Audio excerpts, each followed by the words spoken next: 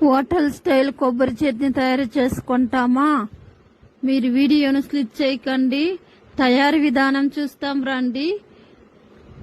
పచ్చి కొబ్బరి పాలు, పచ్చి కొబ్బరి, పుట్నాల పప్పు, జీలకర్ర, అల్లం, కరివేపాకు, కొత్తిమీరాకు.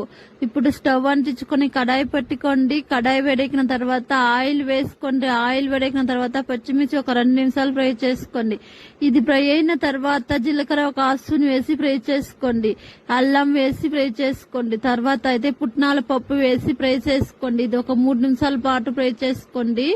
ఇప్పుడు గ్యాస్ అయితే ఆఫ్ చేసుకోండి. ఇది ఆరిన తర్వాత ఒక మిక్సీ జార్లో వేసుకోండి. పుట్నాల పప్పు ఈ చట్నీ అయితే చాలా టేస్టీగా ఉంటుంది. దీంట్లో ఒక సీక్రెట్ ఉంటుంది చూడండి.